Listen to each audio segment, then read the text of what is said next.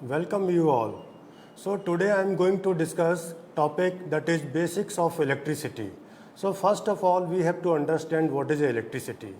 Electricity is nothing, it is basically a current, and what is a current? Current is just flow of electrons. So in this particular topic, that is basics of electricity, we will discuss the different phenomena associated with electricity. Like we will discuss about what is a current, what is a voltage, what is a power, what is a energy, and then we will understand different electrical element, that is resistance, inductance and capacitance. And after that we will also discuss about what is the active power, what is the reactive power, and what is the importance of the power factor. So all these terms will be discussed in this particular lecture. This particular topic comes under the course Electricity and Safety Measures. Code is OEE001 and program code is CCPD, that is Certificates of Competency in Power Distribution. This particular program is exclusive for the technicians. So first question arises, what is electricity? So electricity is one of the most important blessings that science has given to mankind. It has also become a part of the modern life, and one cannot think of a world without it. Most people don't understand what it is. They just turn on a light switch and there is a brightness, or start an appliances or push a button and something works. It is only when there is no electric power available then we start to consider the importance of it in our daily personal and working lives. So as I told you that electricity is nothing, it is basically a current, and current is what? Current is a flow of electrons. Basically the flow direction of the current and direction of the electrons is in opposite direction. Or current can also be defined as I is equal to dq over dt, that is rate of flow of charges. So that is a current and this is electricity.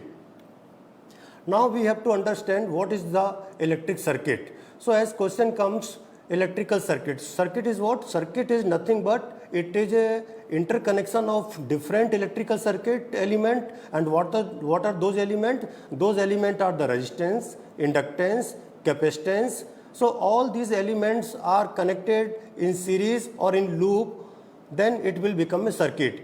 And if there is some energy sources, that energy sources may be the voltage source or it may be current source, are connected with this circuit element, then it will form one electrical circuit. In another way, the electric circuit can be defined as the electric circuit are closed loop or path which forms a network of electrical component where electrons are able to flow. This path is made using electrical wires and is powered by a source. And this source may be the voltage source or maybe the current source. Here you can see this source is replaced by the battery. So that means battery is what? Basically this is a DC source.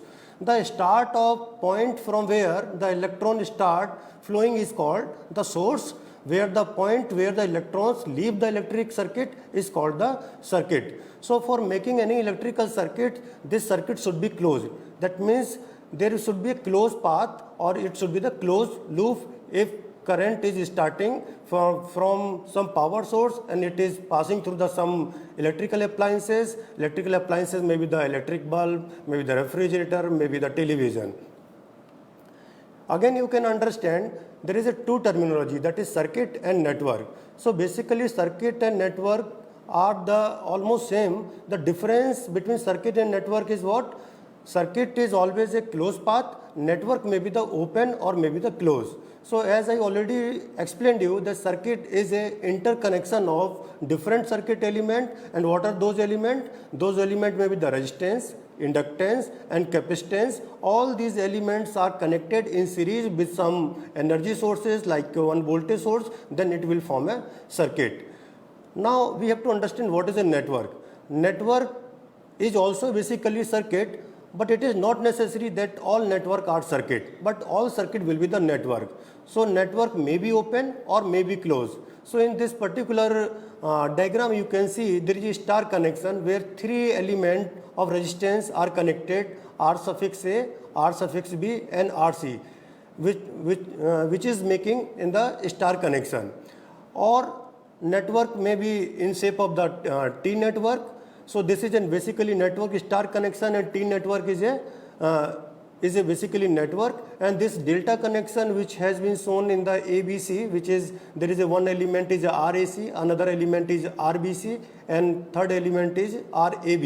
So it is making a closed path. So it is form one electrical circuit.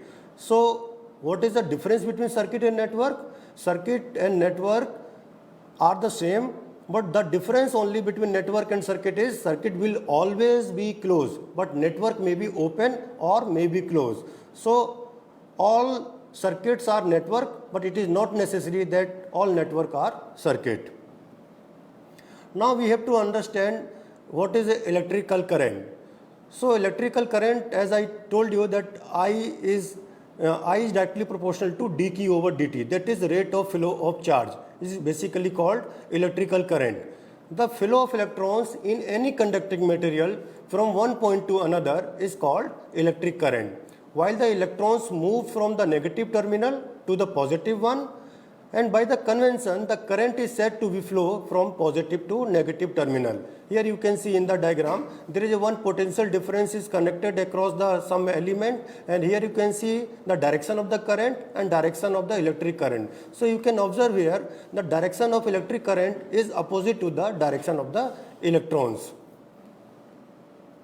The basic unit of current is, as you know, it is ampere, and the instrument that is used to measure the current is called ammeter. And another, if you want to measure the current in the live wire, then you can use the tongue tester by which you can measure the current. Ammeter is connected in series with the circuit, and the same current that is to be measured flows through the ammeter as well. So if you want to measure the very high current in power system, then you can use the different instrument like CT is to be used, and that CT is to be connected to the ammeter by which you can measure the current flowing through this high voltage line. Now we have to understand what is a voltage. The electromotive force or potential difference causing the flow of electrons, that is current, in any conductor is called voltage. The voltage is measured between the two ends of the circuit, and basic unit of voltage is volt. Measuring instrument that is being used to measure the voltage, that is called voltmeter, and you can also measure the voltage with help of the multimeter that have a facility to measure the current, voltage and resistances. The voltmeter is basically connected in parallel if you want to measure the voltage, that is a two terminal point between which current flows. Here you can see the waveform of the voltage available from the household electric power socket and from the terminal of the dry cell in your pocket calculator as shown in the figure. So here you can see in the diagram that nature of the current is changing in the AC, which is available from the household electric power socket. So as you can see, the voltage is varying with respect to the time. So at t equal to 0, that voltage or current is 0. At t equal to t by 4, the current is a maximum, or you can say voltage is maximum, that is denoted as 230 root 2. And at t equal to t by 2, the again voltage is 0. And at t equal to capital T, again voltage is 0. So it is a changing in nature. That means voltage, it goes from 0 to maximum, then maximum to 0, and then from 0 to negative maximum, and then again it comes to 0. That means AC current or AC voltage is changing in nature. And whatever the voltage that you measured with help of the dry cell or the battery, or that cell is placed in your remote cell, so it is generally of 1.5 volt. So you can see here the magnitude of voltage doesn't change with respect to the time. So that means voltage, whatever is coming from the DC source, maybe from cell or maybe the battery, it is a constant. Now another term that we have to understand, what is a resistance. So resistance is what? Resistance is the property of the substance which gives opposition to flow of electrons through itself. If we apply same voltage to the ends of different material, the amount of current that flows will differ in each case. Resistance is the property that causes the difference higher the resistance, lesser would be the current, because I is equal to what? B upon R. So if resistance is high, so of course current will be less. In general, metal have less resistance and hence are suitable as a conductor of electricity. And what are those conductor of electricity? Like a copper and aluminum, gold, silver. This may be also the good conductor of the material. But generally we use aluminum and copper as a conductor. Why not gold and silver? Because these two are the very costly in comparison to the aluminum and copper. Here you can see the resistance of any conductor is directly proportional to the rho L upon A. That means the resistance of any particular conductor or wire is directly proportional to the length of wire, and it is inversely proportional to the cross-sectional area of the conductor. That means if there is a thick conductor, so what will be the resistance? Because R is inversely proportional to the area. That means if area is more, that means dia of the conductor is more. If dia of conductor is more, so area is more. If area of conductor is more, that means resistance is less. So as you are using the thick wire, that means resistance of that conductor is very high. And also depends on the length of the conductor. If length of the conductor is more, that means resistance is more. And just reciprocal of resistance is what? Conductance. That is denoted as Z is equal to sigma A upon L. Resistance is measured in ohm, as you know very well, and the instrument that is used to measure the resistance is called ohm meter. And if you want to measure the very high resistance, and that instrument is called megger. So megger is used to measure the resistance in the mega ohm, or you can say it is used to the resistance of the insulation. So some type of material show very low resistance value, and all metals have this property. The material with very low resistance is called conductor. If resistance of the material is very high, then it will be termed as insulator. Some other type of material show value of very high resistance. Such material is termed as a non-conducting material, or you can say it is a insulator. If non-conductor material is used to deliberately prevent electricity being conductor, it is named as an insulator. Here you can see in the figure that if you are measuring the AC resistance, or you can say this resistance are measured in the AC electrical circuit. So in AC electrical circuit there are different type of components, electrical components are there, like resistance is there, capacitance is there, and inductance is there. So whatever the resistance is being opposed to flow the current, that will be termed as impedance. How the impedance can be calculated? Just it is a square proportional to the resistance plus net inductive square of the net inductive reactance, and this inductive reactance is XL and capacitive reactance is XC. So this XL is the inductive reactance and XC is the capacitive reactance. So you subtract XL minus XC and you just square it, and then you add with the square of the resistance, then you can find the impedance of any circuit of in which AC power is given.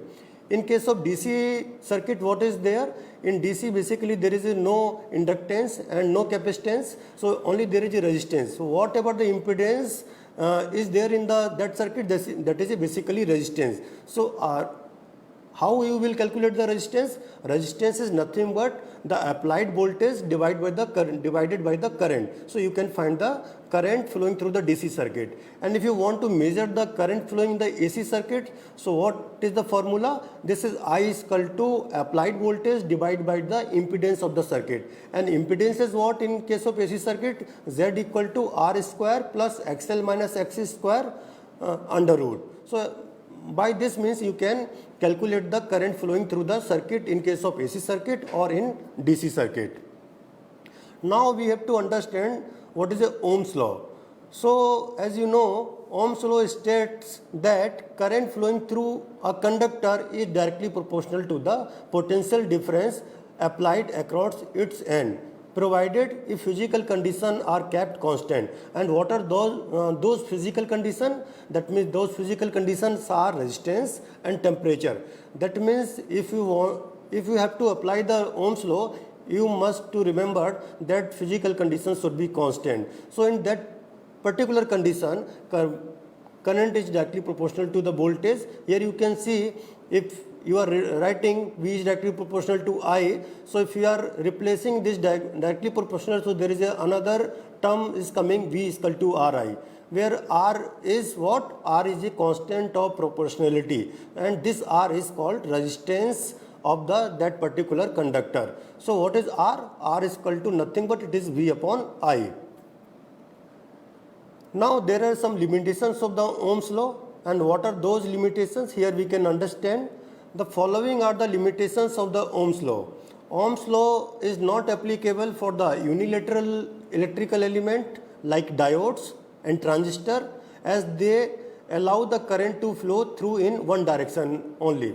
So you can notice in the diode what happens basically. Diode is nothing but it is a p-n junction diode. So if you connect the p terminal of the diode to the positive side of the battery and n type is connected to the negative side of the battery, in that condition only diode will work. That means if you are applying the AC supply across the diode, so it will work in only the positive in positive cycle. In the negative cycle it will be the reverse bias and it will not operate. So Ohm's law cannot be applied in the unilateral circuit. That means it can be applied only in the bilateral circuit. So if there is a resistance, inductance and capacitance are connected in the circuit, so that type of circuit is called basically bilateral circuit. And it can also be not applied if there is a non-linear electrical elements are there. And what are those non-electrical elements? Like capacitance, inductance. So in this case the voltage and current would not be constant with respect to the time, and making it difficult to use Ohm's law. So these are the limitations of the Ohm's law. That means you cannot apply the Ohm's law in the unilateral circuit, and you can also not apply in the non-linear electrical element. Now what are the different applications of the Ohm's law? The main applications of Ohm's law are to determine the voltage, resistance or current of any electrical circuit. Ohm's law is used to maintain the desired voltage drop across the electronic component. Suppose there is a current flowing in the wire, and if you want to calculate how much voltage drop is there in that particular conductor which having a resistance R, so what is a V? If you are able to calculate the current flowing through the conductor, then you can find out the voltage drop. And what is that voltage drop? Voltage drop is nothing but it is V is equal to I into R, where is I is the current flowing through the conductor and R is the resistance of that particular conductor or wire. Ohm's law is also used in the DC ammeter and other DC shunts to divert the current. Here you can understand the Ohm's triangle. So here you can see that is denoted as VIR. So if you want to calculate V, so V is equal to I into R. If you want to calculate I, so I is equal to V upon R. If you want to calculate R, and so R is equal to V upon I. So this is a very simple way how you can remember that how to calculate the voltage, how to calculate the current and how to calculate the resistance.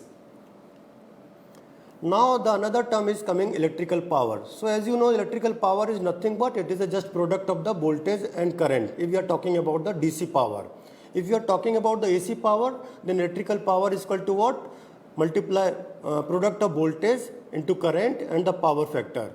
So power is the rate of doing work. In case of the electricity, we define it as product of voltage and current. As I already told you, power is used to produce the real work.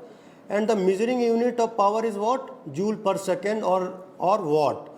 The power is equal to the voltage into current. Generally power is denoted by the P and voltage is V and current is denoted by I. So 1 watt is equal to what? If 1 ampere is current is flowing in the conductor, if 1 voltage is being applied, then you can say you are able to get 1 watt power. And the bigger unit of power is what? Kilowatt. When 1 kilowatt is equal to what? 1000 watt. Similarly, 1000 kilowatt is equal to what? 1 megawatt.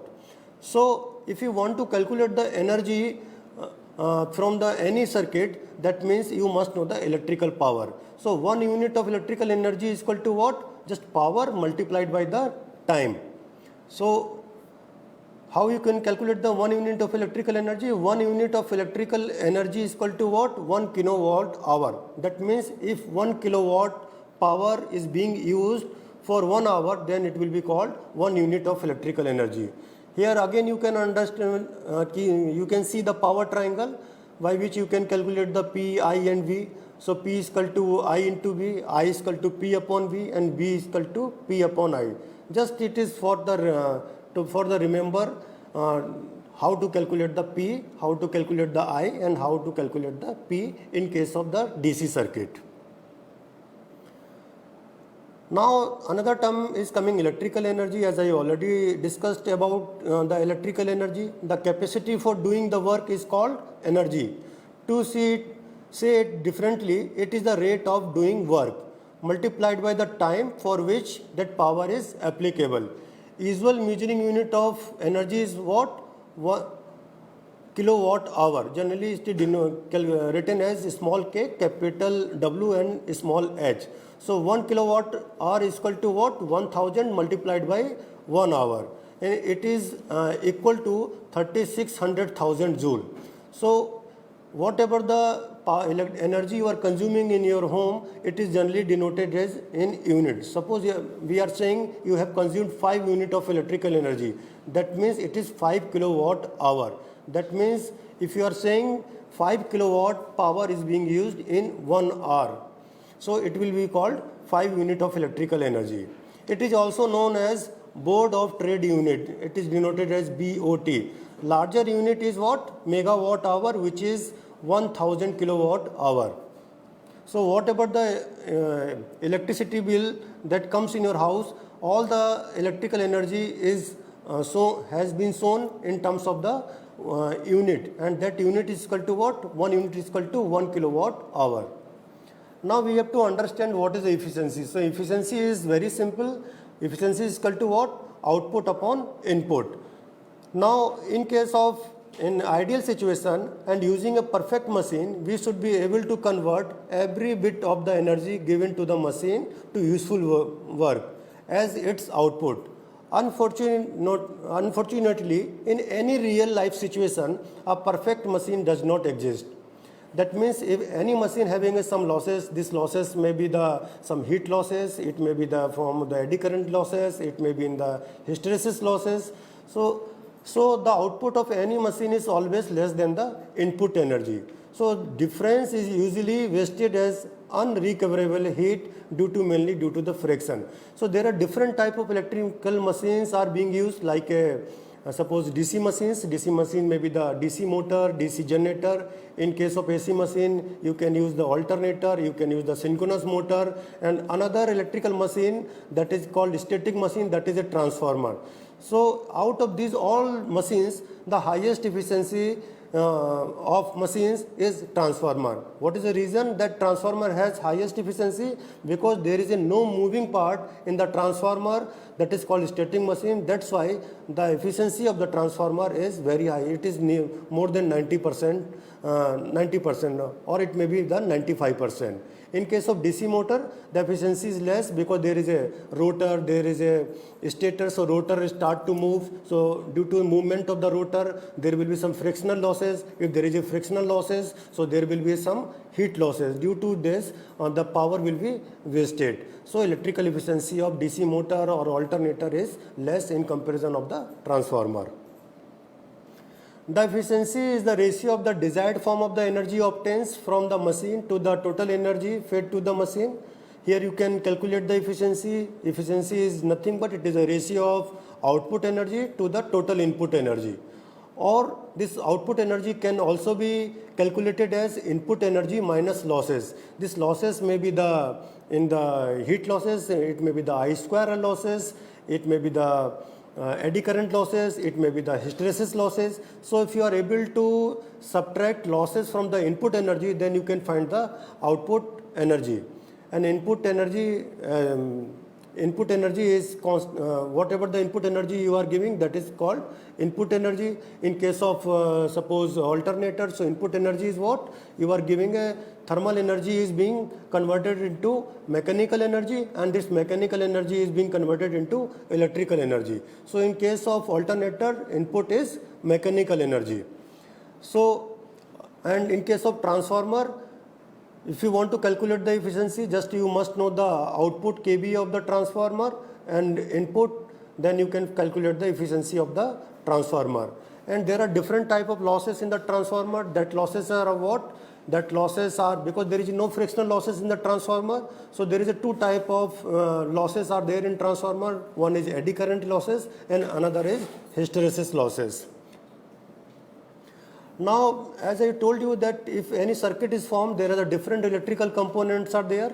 That component is a resistance, that component is inductance, that components are the capacitance. So resistance has already been discussed. Now another term that we will discuss here, inductance. So what is inductance? Inductance is that property of a coil by virtue of which an EMF is induced in the coil when the magnetic flux linked with that coil is changed. So the change of flux may be due to the changing current or alternating current. And what is the unit of the inductance that you measure? The measuring unit of inductance is what? Henry, and it is generally denoted by L. So as you know, as per the Faraday law, there is a rate of change of flux, it will be the induced EMF, and you can also say in case of the inductance, the B is directly proportional to di over dt. If you are replacing this proportional constants, it can be replaced as V is equal to L di over dt, where L is what? L is nothing but inductance. So you can say L is what? L is equal to V upon di over dt. Di over dt is rate of change of current, and V is the applied voltage or voltage generated in inductance. Here you can see in the diagram, there are different type of inductor: air core inductor, iron core inductor, ferrite core inductor, and variable core inductor. So the current I that flows through an inductor produces a magnetic flux, as I already discussed, that is proportional to it. An inductor opposes the rate of change of current flowing through it due to the buildup of self-induced energy within the magnetic field. And this voltage induced due to the inductor depends on the length of the conductor. It also depends on the number of turns of the conductor.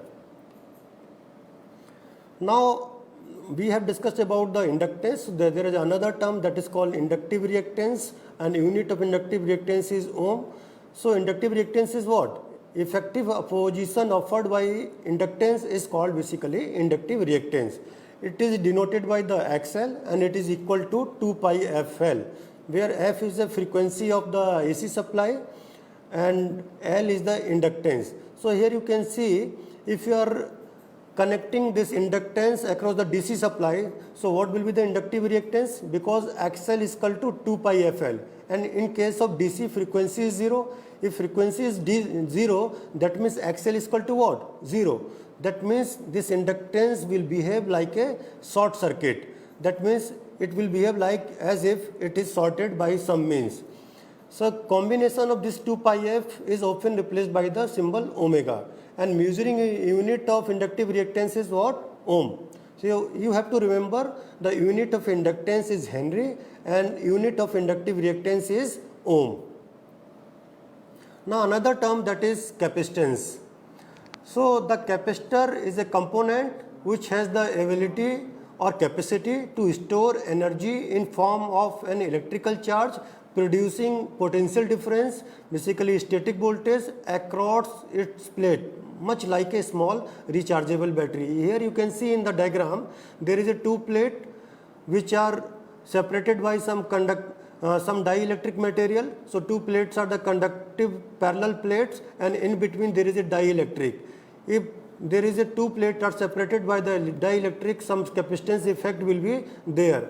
So due to this, some capacitance can be calculated at C is equal to Q upon V. And if you want to calculate the current flowing through this capacitance, it can be calculated as I is equal to dQ over dt. So what is Q? Q is equal to CB, just replace this. So I is equal to what? C dV by dt.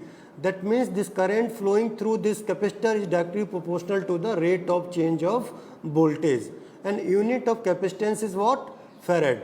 That means if you want to store the AC supply or AC current or voltage, the capacitance is the only element in which electrical charge can be stored. In case of DC, if you want to store, that is a battery are used. So this is a triangle by which you can remember how to calculate the Q, C and V.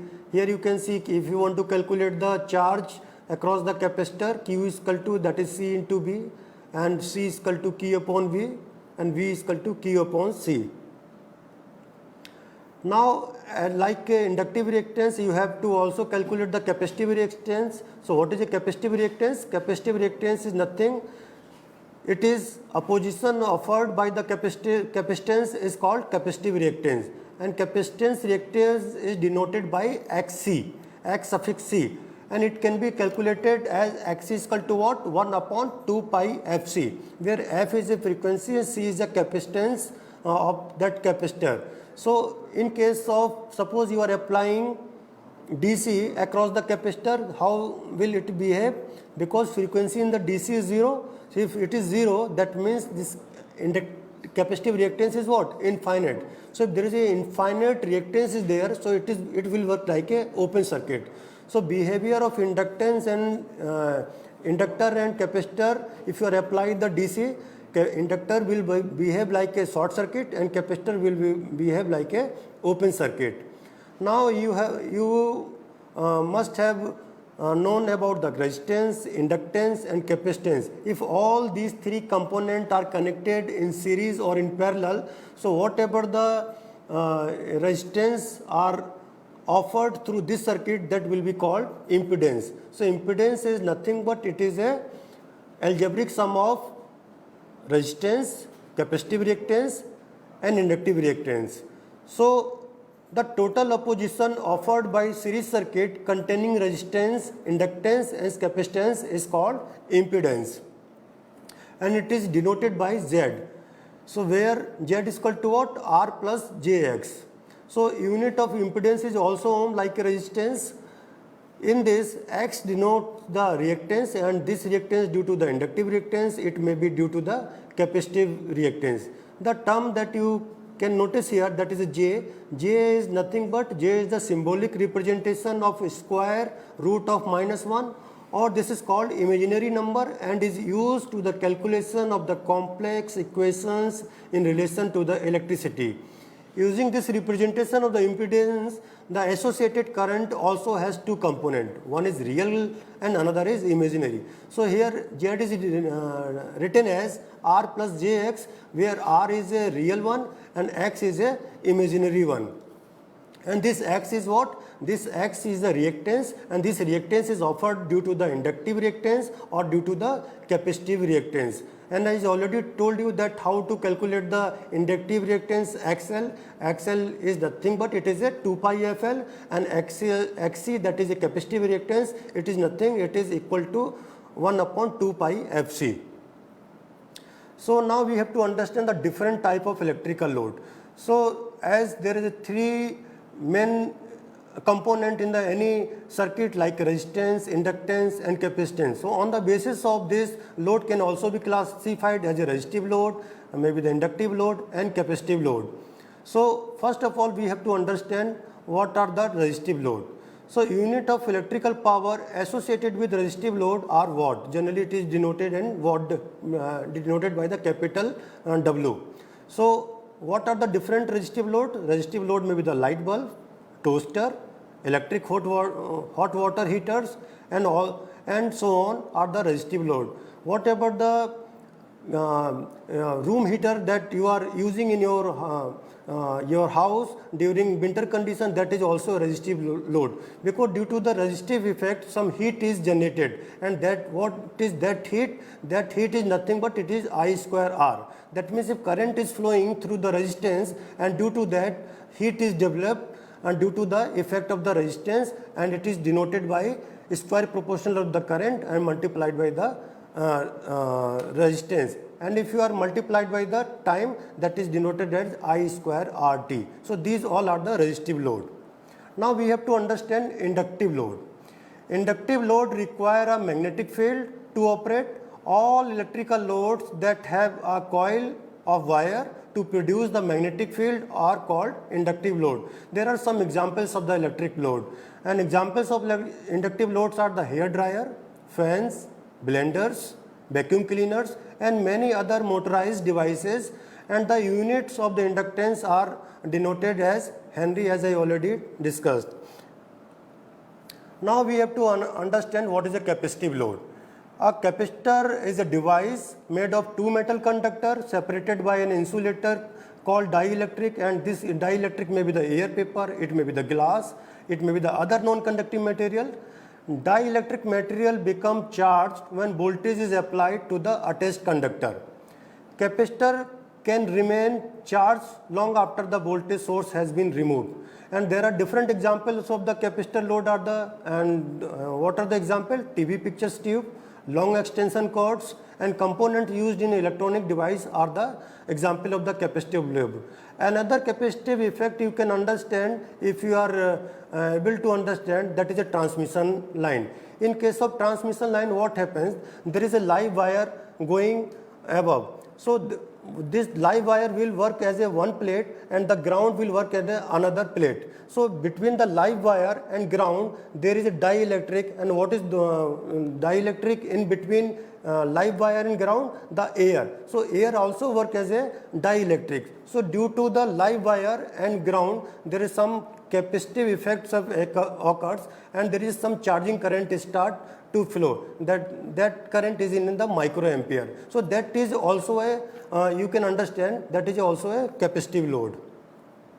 Regarding electrical motors, a load placed on a spinning shaft to perform a work function draws what is referred to as a real power. That is a rotating watts from the electrical energy source. In addition to the real power, reactive power is also drawn from the electrical energy source to produce the magnetic field in the motor. The total power consumed by the motor is the sum of both real power and reactive power, and units associated with the reactive power are called positive VAR, and VR stands for the volt ampere reactive. Here you can see in the diagram, first diagram you can see the voltage is constant with respect to the time, that means it is the DC voltage. In the second, on the rightmost side, that is you can see the voltage is changing with respect to the time. At t equal to 0 the voltage is 0. If t equal to t by 4, so you are getting the maximum voltage, that is denoted as a peak positive. At t equal to t by 2 again voltage is 0. So this is a basically AC voltage, or in the same way AC current is also denoted. In the third diagram you can see on the y-axis the amplitude is denoted, and this amplitude may be the voltage, it may be the current. Here you can see the voltage is started from the 0 and current is started after some angle. So what is those angle? This angle is nothing but this is an angle between voltage and current. So cosine angle between voltage and current is called power factor. So now we have to understand what is circuit. Current has two components, one is active component, another is reactive component. Sometimes it is easier to see this relationship graphically. Basically resistor dissipate energy in form of the heat. The power associated with the resistive load is expressed as watt. The power associated with capacitive and inductive load is expressed as VAR. As it is reactive power, the VAR is watt less power and does not contribute to the real work function. However, VAR are required in motors, transformer, and most coils to produce magnetic field in order for the inductive load to the function. Again here you can see the active power can be written as Bi cos phi. So if we are talking about the AC power, so AC power for the single phase AC power, it is equal to voltage multiplied by the current multiplied by the cos theta. If in case of DC, what will be the active power? active power is equal to Vi, because cos phi is equal to 1. Because voltage and current both are in the same phase, that means there is no angle between voltage and current. So theta is 0, so cos 0 is what? 1. So in case of DC, the active power or real power is Vi. In case of AC, we are talking about the reactive power, and how you can calculate the reactive power. You can see the reactive power can be written as Vi sin phi. And the term that cos theta in the formula for the active power and reactive power are being used, basically it is cos theta, that is power factor. Again, we can understand what is power factor. So an efficiency of any power system can be viewed as how much total power, that is a real power, and reactive power is required to get the real work done. Typically, power factor above 95% are considered as a good or high power factor. So cosine angle between voltage and current is called power factor. In another way, you can also define the power factor. It is a ratio of resistance to the impedance. The another means by which you can define the power factor, it is the ratio of real power to the total power. So this is all about the power factor. So if in case of the AC, because power P is equal to Bi cos phi, so to get the maximum power, so value of the power factor should be as maximum as possible, and the maximum power factor may be the only 1. So in this particular session, we have discussed about the basics of the electricity, like we have discussed about what is a current, what is a voltage, what is a inductance, capacitance, resistance, and we have also discussed about how to calculate the electrical power and how to calculate the electrical energy. And the last, we have discussed about the power factor in AC electrical circuit. Thank you so much.